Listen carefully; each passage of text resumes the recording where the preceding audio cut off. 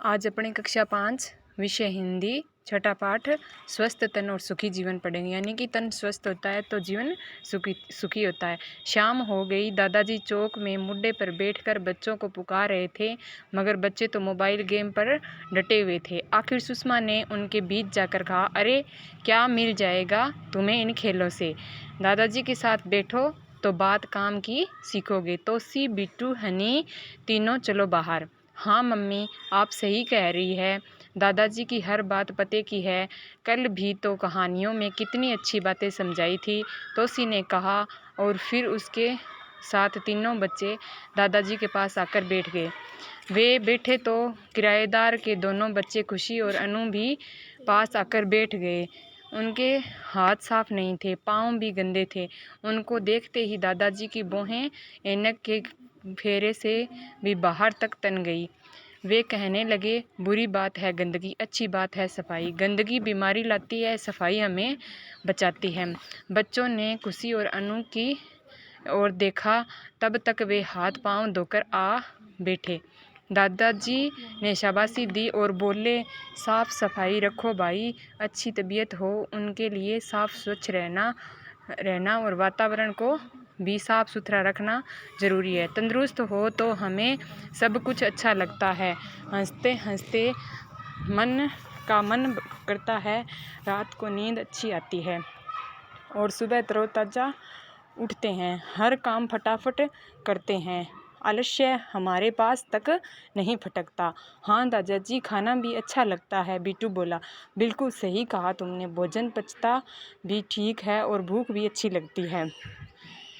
मगर यदि हमारी तबीयत ठीक न हो तो कुछ भी अच्छा नहीं लगता, न भूख लगती है न नींद आती है, चिड़चिड़े हो जाते हैं, उदासी घेर लेती है और उबासियाँ आती रहती है। दादाजी ने आगे कहा, काम की बात यह है कि हम सबसे पहले अपने शरीर को साफ रखें। तुम्हें मालूम है ना, काम करने और दौड़ भाग करने से हमारे शरीर पे पसीना निकलता है।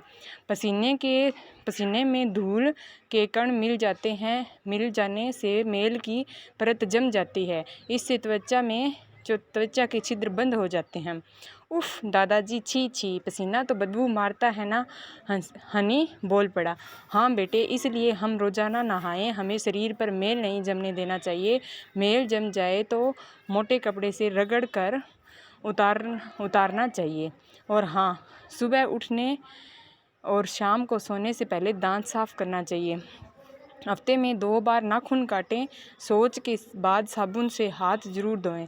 जी दादाजी, सभी बच्चे एक साथ बोले। दादाजी आगे बोले, शरीर के साथ साथ हमें कपड़े भी साफ पहनने चाहिए। गंदे कपड़ों में कीटाणु हो सकते हैं, जहाँ तक हो सके हो हमें कभी भी बिना धुले कपड़े नहीं पहनने चाहिए। हमें साफ सुथरा रखना चाहिए, सुषमा आकर बोली। तो दादाजी ने कहा, हाँ बहू, इस बात पर तो तुमने अच्छी तरह अमल कर रखा है।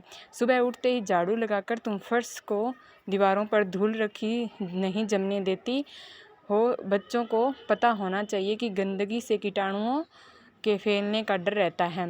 सफाई नहीं होने पर नालियों में कीचड़ जमा हो जाता है, वहाँ भी कीटाणु पल जाते हैं। दादाजी ने यह भी कहा, खुली धूप और ताज़ी शुद्ध हवा स्वास्थ्य के लिए ज़रूरी है।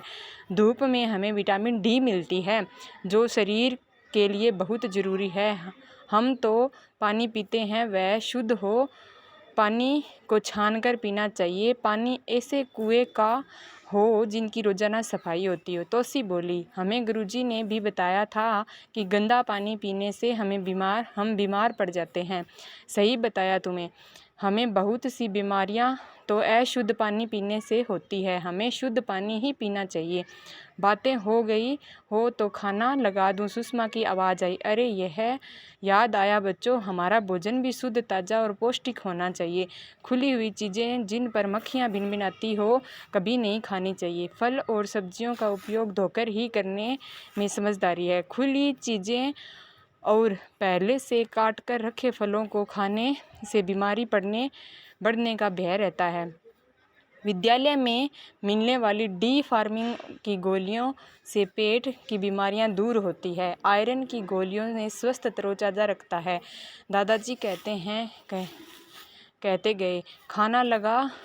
तब तक उन्होंने यह भी बताया कि अच्छी तबीयत के लिए हमें कसरत भी करनी चाहिए। रोज़ाना खेल में रुचि ले, मगर खेल वे हो जिनमें शारीरिक व्यायाम हो। Kho kho, kabaddi, football, volleyball, table tennis, तैराकी आदि से हमें भले चंगे हो सकते हैं। तभी दादाजी की टहलते टहलते आ गए और बातें सुनकर कहने लगी, कुछ मेरी भी सुन लो। खुश रहना अच्छे स्वास्थ्य की निशानी है। न चिढ़े, न गुस्सा करें और न ही चिंता करें। धीरज और प्रसन्नता दिखाएं। कहा है ना, हंसो और हंसाओ, अच्छा स्वास्थ्य पाओ। तो हमें साफ सुथरा रहना चाहिए, अच्छा खाना चाहिए और स्वस्थ रहना चाहिए। धन्यवाद।